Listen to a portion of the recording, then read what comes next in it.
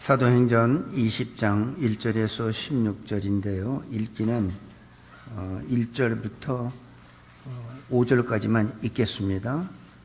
사도행전 20장 1절에서 5절. 소요가 그침에 바울이 제자들을 불러 고난 후에 작별하고 떠나 마게도냐로 가니라. 그 지경으로 다녀가며 여러 말로 제자들에게 권하고 헬라에 이르러 거기 석 달을 있다가 배 타고 수리아로 가고자 할 그때에 유대인들이 자기를 해하려고 공모함으로 마게도냐로 다녀 돌아가기를 작정하니 아시아까지 함께 가는 자는 베레아 사람 브로의 아들 소바도와 데살로니가 사람 아리스다고와 세군도와 더베 사람 가이오와 및 디모데와 아시아 사람 두기오와 드로비모라. 그들은 먼저 가서 드로아에서 우리를 기다리더라. 아멘. 이제 19장이 끝나고 20장에 들어왔습니다. 이제 28장이면 끝나니까 그렇게 많이 남아있지는 않습니다. 바울의 그 사역을 보면은 전도하는 것보다 더 중요하게 생각했던 게 양육하는 거였습니다. 우리가 아기를 낳는 것도 중요하지만 그 아기를 낳는 것보다 더 중요한 것은 양육하는 거예요. 아이를 잘 먹이고 키우는 게 사실은 더 중요합니다. 부모의 임무가 아이를 낳는 것으로 끝나는 것이 아니라 그 아이가 스스로 성장할 때까지 먹이고 입히고 교육시키고 그런 것들이 바로 부모의 의무입니다. 얼마 전에 어느 빨래방에서 본 내용인데 흑인 엄마와 흑인 아들이 엄마가 아들의 손을 끌고 빨래방에 들어와서 빨래하는 모습을 제가 이렇게 유심히 봤습니다. 앞을 못 보기 때문에 이게 너무 힘들죠. 모든 것이 다 힘든데 엄마가 도와주지를 않아요. 말로만 해요. 요게 문이다. 거기서 자기 빨래를 자기가 스스로 다 넣게 한 다음에 그 다음에 그 동전을 넣는 데가 얼마나 좁습니까? 그걸 손으로 만져도 찾기가 힘든데 위치만 알려줘. 왼쪽 위에 있다. 그러니까 그 흑인 아들이 손으로 만지면서 거기에 동전을 다 넣고 기계를 작동하는 걸 보면서 제가 참 감동을 받았습니다. 만약에 나라면 어떻게 했을까? 앞을 못 보는 장애를 가졌기 때문에 아마 제가 다 해줬을 것 같아요. 제가 다 했을 것 같아요. 근데 그 엄마는 아들이 한 20대 한 중반 정도 보입니다. 근데 그 엄마는 빨래를 다 하는 것도 본인이 혼자 하게 하고 비누 넣는 것도 위치만 가르쳐줘. 그리고 나중에 빨래 말리는 데까지도 다 스스로 하게끔 하는 모습을 보면서 내가 물어봤어요. 네 아들이냐고. 그랬더니 그렇대요. 그래서 너는 참 좋은 엄마다. 왜냐하면 그 아들이 자기가 지금 돌보고 모든 걸 다 해주다 보면 엄마가 나이가 많으니까 먼저 세상을 떠나겠죠. 그럴 때 그 아이는 혼자 살 길이 없는 거예요. 그러니까 그 엄마는 그 아이를 자기가 떠난 후에도 스스로 살아갈 수 있는 것을 가르치는 거죠. 훈련시키는 거죠. 그걸 보면서 진짜 그게 사랑이다. 나 같으면 몇 번을 생각해봤어요. 과연 난 저렇게 할 수 있을까? 못할 것 같아요. 장애가 있으니까 내가 다 해줄게. 넌 가만히 앉아있어. 아마 그랬을 것 같은데 그것이 진정한 사랑이 아니라 진정한 사랑은 스스로 할 수 있도록 해주는 게 저는 진정한 사랑이라고 저는 그때 느꼈고 굉장히 제가 감동을 많이 받고 그래서 나중에 그 흑인 엄마한테 너는 참 좋은 엄마다 이렇게 제가 얘기를 한 적이 있었습니다. 근데 바울의 사역을 보면 바울이 그래요. 지금 바울 여기 1절부터 3절까지 보면 이제 그 아담이 그 상, 그 손으로 은장색으로 해서 하는 그거를 이제 장사가 다 망가졌으니까 그들이 막 소요가 일어나고 난리가 났는데 그 소요가 이제 끝인 후에 소요가 그침에 바울이 제자들을 불러 고난 후에 작별하고 떠나 어디로 가냐면 마게도냐로 가요. 왜 마게도냐로 갈까요? 자기가 전에 전도했던 데를 찾아다니는 거죠. 자기는 지금 로마도 보아야 하리라 하는 그런 막중한 그 사명감을 가지고 지금 예루살렘에 돌아가는 건데, 예루살렘에 돌아가기 전에 얼마나 예루살렘에 빨리 가고 싶겠어요. 그런데도 불구하고 마게도냐로 갑니다. 가서 제자들한테 하나하나 위로하고 격려하고 그들이 진리를 떠나지 않고 진리를 지키고 신앙생활할 수 있도록 도와주는 역할을 항상 사도 바울이 하는 거 알 수 있어요.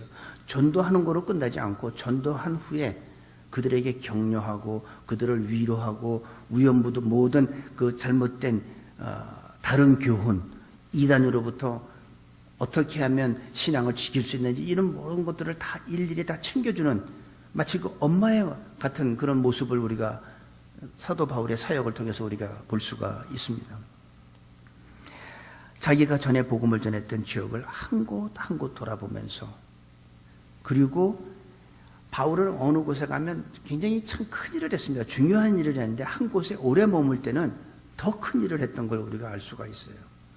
그 제자들과 교회에 편지를 보내고 격려했던 그런 내용이 지금 우리가 보는 신약 성경 아닙니까? 이게 바울의 큰 위대했던 사역을 우리가 볼 수가 있어요. 헬라에서 3개월을 있다가 배 타고 이제 수리아로, 이제 3절에 보니까 거기 석 달을 있다가 배 타고 수리아로 가고자 할 때 유대인들이 자기를 죽이려고 하는 것을 알고 다시 왔던 마게도냐로 다시 위로 올라가요.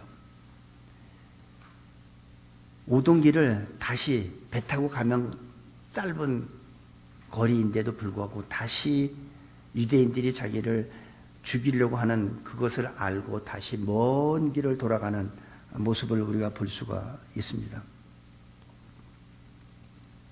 우리가 살다 보면 쉽고 빠른 길이 있잖아요. 내가 쇼컷이라고 우리 영어로 하죠. 쇼컷. 그래서 운전하는 사람들도 보면 멀리 안 돌아가고 새길로 이렇게 가는 사람들이 있는데, 쉽고 빠른 길이 있는데 먼 길로 돌아가야 할 때가 우리들도 있어요. 내가 전혀 예기치 않았는데 내 계획과 달리 좀 그렇게 힘들 때가 있습니다. 근데 사실은 그때 우리는 감사해야 돼요. 왜 하나님은 나를 이렇게 힘들게 인도하시지? 하나님은 우리의 길이 성공과 실패를 통해서, 성공을 통해서도 하나님은 영광을 받으시지만 실패를 통해서도 하나님은 영광을 받으십니다. 우리가 하나님 앞에 우리는 건강할 때도 감사해야 되지만 내가 병들을 때도 감사할 줄 알아야 돼요. 성공할 때도 감사하고 실패할 때도 감사하고 사나 죽으나 우리는 하나님 앞에 감사할 줄 알아야 됩니다. 왜냐하면 우리의 그런 상황을 통해서 하나님께서는 영광을 받으시기 때문에, 어쩌면 역경 속에 있을 때 하나님은 더 큰 능력을 우리한테 베풀어 주시고 우리는 더 큰 능력을 체험할 수 있다고도 봅니다. 지금 혹시 하시는 일이 뭔가 계획이 틀어져서 세럴먼트가 좀 길어졌습니까? 괜찮아요. 그것도 하나님이 주시는 은혜야. 지금 하나님이 돌리실 때는 이유가 있는 거예요. 나에게 가장 좋은 걸 주시기 위해서. 지금 내가 이 길로 가면 나한테 무슨 어려움이 있을지 모르니까 그걸 피해가기 위해서 돌려준다고 저는 믿습니다. 그래서 내가 힘들 때 왜 하나님 나를 이렇게 힘들게 하십니까가 아니라 그때도 우리는 변함없이 감사하실 수 있는 우리가 되기를 바랍니다. 4절부터 7절까지 보니까 여기에 많은 사람이 같이 가는데 바울이 먼저 사람을 보내요. 그리고 6절에서 우리는 무교절 후에 빌립보에서 배를 떠나 닷새만에 드로아에 있는 그들에게 와서 이래를 머무니라. 그러니까 일주일 동안 드로아에서 머무는 모습을 봅니다. 그리고 7절에 보니까 안식 후 첫날. 안식 후 첫날이 뭐죠? 안식일이 언제죠? 토요일이죠. 안식 후 첫날이면 무슨 날이에요? 주일. 그러니까 우리가 지금 주님 앞에 예배드리는 바로 이 주일이라는 얘기예요. 그러니까 이때부터, 이 초대교회 때부터 주일을 지킨 것을 우리가 알 수가 있어요. 계시록 1장 10절과 고린도전서 16장 2절에도 보면 안식 후 첫날, 주일날, 다시 말해서 주님이 부활하신 날을 이때부터 모여서 지키고 말씀을 나누는 것을 우리가 성경을 통해서 볼 수가 있습니다. 바울은 이 드로아에서 이 성도들이 지금 보니까 뭐 어떻게 하냐면 7절에 보니까 안식 후 첫날에 우리가 떡을 떼려 하여 모였더니, 떡을 떼는 건 뭐죠? 요즘 말로 하면 성만찬, 주의 만찬. 항상 모일 때마다 하나님의 말씀을 우리가 강론하기 전에 보면 예수님이 죽으심을 기념하는 떡을 떼는 주의 만찬을 했던 것을 우리가 볼 수가 있습니다. 근데 요즘에 교회들 보면 어느 교회는 1년에 한 번, 두 번?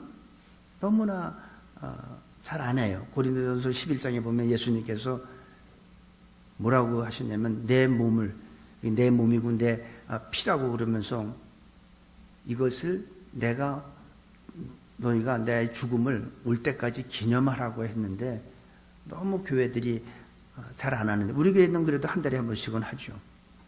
항상 말씀을 나누고 하나님 앞에 예배할 때는 우리는 주님의 죽으심을 우린 기념해야 돼요. 내 죄로 죽었잖아요. 내 죄로 몸이 찢겼잖아요. 내 죄 때문에 피를 흘렸잖아요. 그걸 어떻게 우리가 그런 생각을 안 하고 우리가 예배 드릴 수 있어요? 그런 생각을 하면 어떻게 돼? 주님 앞에 더 감사가 나오죠. 나 같은 인간 때문에 그렇게 고통을 받으시고 온몸이 찢기시고 무시당하고 멸시당하고 온몸에 있는 피를 다 흘리면서 죽기까지 나를 사랑해 주셨는데, 그걸 생각하면 감사가 나오죠. 우리가 적당히 예배 드릴 수 있나요? 아니요. 신령과 진정으로 예배 드려야죠. 그게 떡을 떼며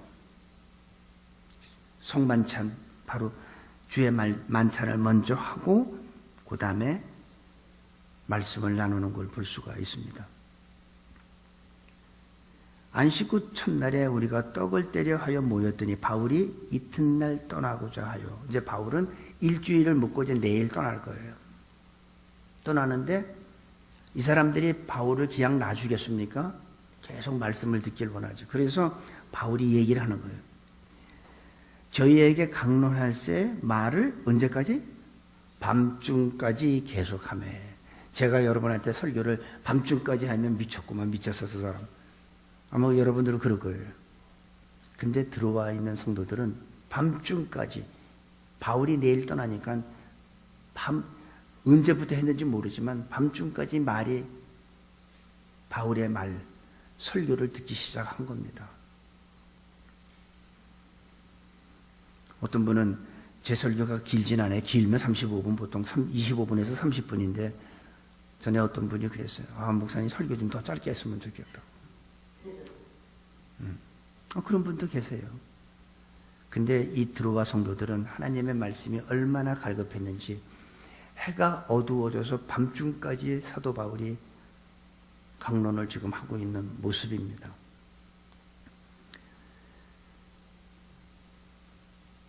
(8절에서) (12절을) 보니까 우리의 모임 윗다락에 등불을 많이 켰는데 이제는 어두우니까 이제 불을 켜기 시작했습니다. 근데 한 사건이 터져요. 9절에 보니까 유두구라 하는 청년이 나오는데, 이 청년이 바울의 설교가 길어지니까 졸기 시작해요. 아마 제 생각에는 설교가 지루해서 졸다고 생각하지 않아요. 뭐 사도 바울이 하는 설교가 뭐 제가 하는 설교 같겠습니까? 졸릴 수가 없지. 꿀송이 같이 달 텐데 이 유두고가 졸았어요. 말씀이 길어지니까. 왜 졸았냐면 제가 추측하기에는 이 사람이 그날 낮에 아마 힘든 일을 했던 것 같아요. 그러니까 몸이 피곤해가지고 졸았던 것 같은데, 문제는 3층에서 창문가에 걸터 앉았다가 안으로 떨어지면 좋은데 바깥으로 떨어져가지고 죽어버렸어요. 그러니까 설교가 하다가 어떻게 돼요? 중단될 수밖에 없죠. 그러니까 바울도 설교를 하다가 멈추고 유두고한테 갑니다. 저런 그 유두고라는 이름의 뜻을 잘 모르는데 어딜 찾아보니까 행운이래. 행운. 유두고가.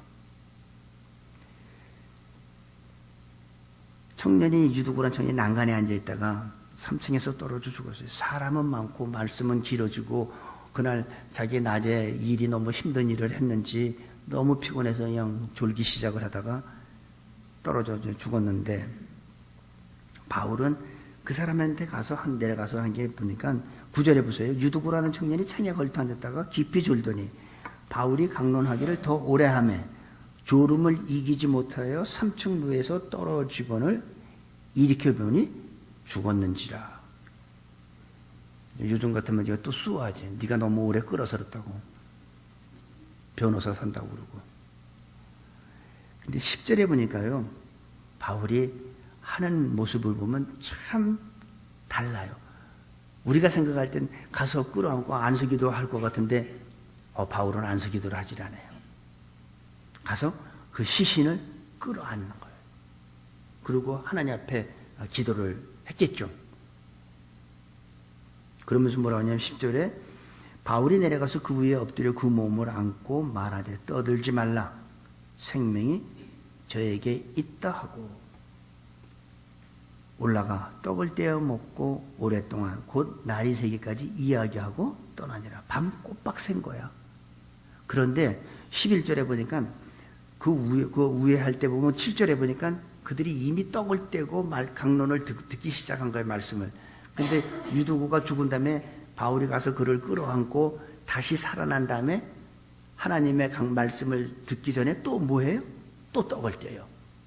이게 이렇게 이 주의 만찬은 자주 할수록 좋아요. 우리 교회는 한 달에 한 번 하는데 여건이 되면 우리 김세진 집사님 얼굴이 뻘개지는데 갑자기 자주 할수록 좋아.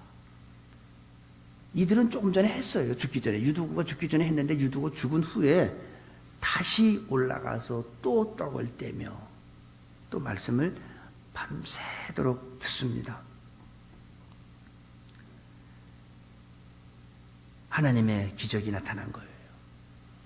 바울은 그냥 죽은 유두구라는 청년을 끌어안기만 했지만 하나님의 기적, 하나님의 능력에 나타났습니다. 온 사람들이 그걸 보고 얼마나 놀랐을 거예요. 얼마나 기뻤을 거예요. 야, 하나님은 살아계시다. 저는 이걸 말씀을 준비하면서 뼈도 부러졌을 텐데 그건 어떻게 맞췄을까 하는 생각도, 하나님이 뭐 다 하셨겠지. 그것도 다. 죽은 사람이 그냥 3층에서 떨어졌으면 온전하겠습니까? 타박상이 있고 뭐 팔도 부러지고 갈비도 부러질 수도 있고. 그런데 하나님은 생명만 살려주는 게 아니라 온몸을 완전하게 원상복구해 주시는 하나님. 밤새도록 주님을 자랑하며 성경을 나누는 이 모습을 보면서 제가 처음에 초창기에 성령 체험했을 때가 생각이 났어요. 여러분 혹시 예수님 얘기나 성경 얘기 가지고 밤을 꼬박 새본 적 있습니까? 제가 처음에 성령 체험하고 난 다음에 우리 집에 어떤 분이 찾아오셔서 그분하고 그 부부하고 우리 부부하고 성경 얘기하고 예수님 너무나 좋으니까 그 얘기하다 보니까 새벽 6시가 넘었어. 그래서 라면 끓여 먹은 적이 있어요. 밤 막 새면서 얼마나 좋은지. 잠깐 성경 얘기하고 예수님 얘기만 하면 왜 이렇게 좋은지 몰라요. 밤에 꼬박 새본 적이 있는데 여기 이 사람들도 들어와 송도하고 바울도 보니까 밤을 꼬박 샜어요. 11절에 보니까 올라가 떡을 떼어 먹고 오랫동안 곧 날이 새기까지 이야기하고 떠나니라. 사람들이 살아난 아이를 데리고 와서 위로를 적지 않게 받았더라. 유두구가 다시 살아나자 사람들은 큰 위로를 받았습니다. 하나님의 살아계심을 보았기 때문에, 하나님은 죽은 하나님이 아니라는 걸 자기네가 직접 눈으로 보았기 때문에, 아마 이 유두구는 가는 곳마다 자기의 그 경험을, 자기의 삶을 통해서 아마 간증을 하고 다니지 않았을까, 이런 생각을 우리가 해봅니다. 여러분이 죽었는데 만약에 다시 하나님이 살려주셨으면 여러분들은 그냥 그거를 끝나시킬 것 같아요? 간증하죠, 당연히. 하나님이 나는 이게 죽었는데 난 이제 제2의 인생을 사는 거다. 이제 내 남은 삶은 예수님 위해서 살겠다고 여러분들이 다니면서 간증할 거 아니에요. 당연히 간증하죠. 저 같은 사람도 목사가 돼서 이렇게 계속 말씀을 증거하는데 나 죽었다 살아났으면 더 하죠.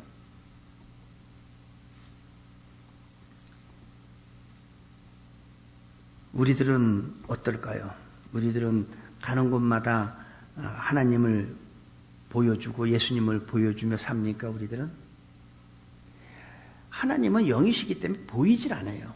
그러니까 세상 사람들이 어떻게 하나님을 느끼고 믿을 수가 있을까요? 영이신 하나님, 볼 수가 없는 하나님인데 어떻게 그들이 하나님을 믿을 수 있겠어요? 유일한 통로, 하나님을 보여줄 수 있는 유일한 통로가 바로 우리들이에요.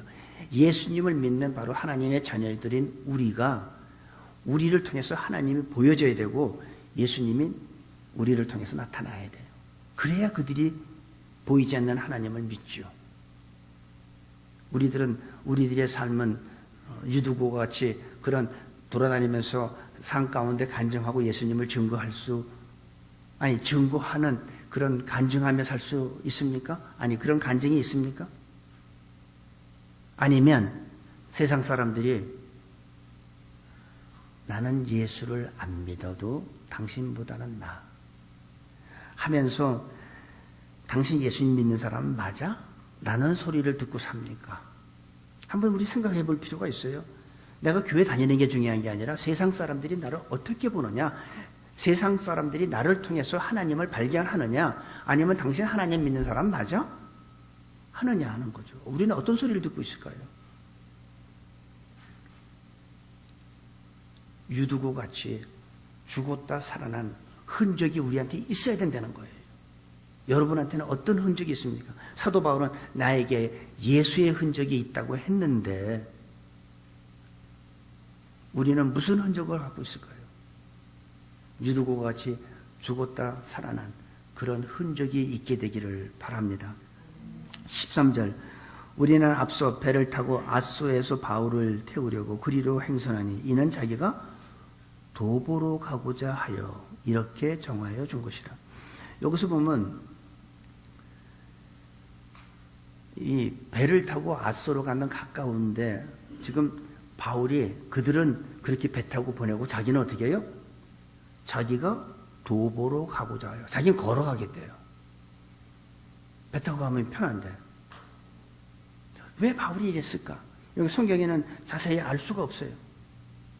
왜 바울이 혼자 같이 그들과 일행하고 같이 배 타고 가면 편하고 가까운데 왜 힘들게 자기는 아소까지 걸어, 그 거리가 한 20마일 정도 된다는 것 같은데 자기는 걸어가겠다는 거예요, 혼자. 왜 그랬을까? 제가 한번 생각을 해봤어요. 내 신앙관에서. 예수님도 제자들을 띄워놓고 홀로 산에 가셔서 새벽 미명까지 기도하셨던 예수님을 볼 수가 있었어요. 예수님은 항상 하나님과 대면하고 하나님하고 기도하시는 그 예수님의 모습을 보면서 바울도 아마 제자들하고 같이 배 타고 가지 않고 혼자 걸으면서 하나님과 대면하고 하나님한테 기도하면서 하나님의 음성을 듣고 그러기 위한 게 아닌가 하는 추측을 제가 한번 해봤습니다. 홀로 있는 시간, 홀로 하나님과 교제를 갖기 위해서 그런 것은 아니었을까? 사역자는 이러한 시간이 필요합니다. 주님의 일을 한다는 목사나 전도사나 이런 분들은 이런 홀로 하나님과의 대면하는 이런 시간이 절대적으로 좀 필요하다고 생각합니다. 자기 자신의 모습을 되돌아보는 시간에 우리가 한참 사역하다 보면 예수님은 간 곳 없고 나만 보여. 우리가 설교하는 사람들의 큰 문제가 뭐냐면 어떻게 하면 설교를 잘 할 수 있을까 하는 거예요. 그래서 설교를 잘 준비해요. 이런 자료도 보고 저런 자료도 보고 다른 목사님들은 어떻게 이거를 풀이했나 하고 다 종합해서 어떻게 하면 설교를 잘 할 수 있을까 준비를 잘하죠. 근데 뭐예요? 예수님이 없다는 거죠. 설교를 잘하기 위해서 어떤 면에서 보면 설교자들이 너무 설교를 잘하려고 준비하다 보니까 거기에 예수님이 나타나지 않을 때도 있다는 겁니다. 우리는 설교를 통해서 예수님을 어떻게 보여주느냐가 중요하지 어떻게 설교를 잘하냐는 아니라는 거죠. 이런 사역자들은 조용히 홀로 하나님과의 대면하는 이런 시간이 필요하고 자기 자신을 돌아볼 필요가 있습니다. 나의 모습, 나의 현재 사역에서 잘못하고 있는 건 뭐고, 좀 더 개발할 건 뭔지, 내가 게으른 건 없나, 이런 거를 돌아보면서 성찰하고 자기 자신을 돌아보는 시간이 저는 절대적으로 필요하다고 봅니다. 하나님의 영광이 나타나고 하나님의 저한테 어떤 능력을 주시고 은사를 주셔서 그거를 하나님이 주신 은사를 사용해 가지고 사역을 하면서 여러 가지 기사와 이적이 나타날 때는 하나님이 영광 돌리죠. 물론 하나님 앞에 영광을 안 돌리는 건 아닙니다. 영광도 되지만 사실은 자기 자신에게 도취되는 경우도 많다는 거예요. 내가 무슨 능력 행하는 건 아니잖아요. 휠체어 타고 온 사람이 일어났어, 예수 이름으로. 그러면 하나님이 하신 거지만 자기도 모르는 사이에 자기 도취가 된다는 거예요. 다른 목회자들 이런 은사 있어? 난 있잖아. 저 사람 기도하니까 암이 떠났잖아. 이게 뭐예요? 주님이 없어지고 자기가 나타나기 시작한다는 거죠. 이게 참 최고의 위험한 겁니다. 사역자들한테. 그래서 사역자는 가끔 가다가 홀로 시간을 갖고 자기 자신을 돌아보는 그런 시간이 저는 절대적으로 필요하다고 생각합니다. 주님을 잃어버리기가 쉬운 것입니다. 설교에만 관심이 있고 주님에게는 관심이 없는 그런 결과가 될 수도 있습니다. 모든 사역자의 문제가 여기에 있지 않을까 이렇게 저는 혼자 한번 생각을 해봅니다. 바울은 어떻게 하면 예수 그리스도를 전할 수 있을까? 어떻게 하면 복음이 없는 곳에서 내가 가나? 그리고 항상 기도했겠죠. 주님, 제가 여기서 이런 사역을 했는데 이제 또 어디로 가면 좋을까요? 저에게 지혜를 주세요. 그러니까 주님께서 뭐랬어요? 네가 로마에 가서도 이와 같이 나를 증거하여야 하리라. 이 음성을 듣는 거잖아요. 나는 아시아로 가고 싶은데 성령께서 막으시고 마게도냐 환상을 보여주면서 그쪽으로 방향을 드신 것 같이. 왜 그랬을까요? 항상 기도하고 자기가 결정하기 전에 주님하고 기도하는 가운데 주님의 음성을 듣고 그 지시에 순종하기 때문에 위대한 종이 되었다고 생각합니다. 여러분, 사람이 많이 모이는 게 중요한 게 아니에요. 사람이 100만 명 모이면 뭐합니까? 마귀가 가서 그 100만 명 중에 100만 명을 두려워할까요? 아니요.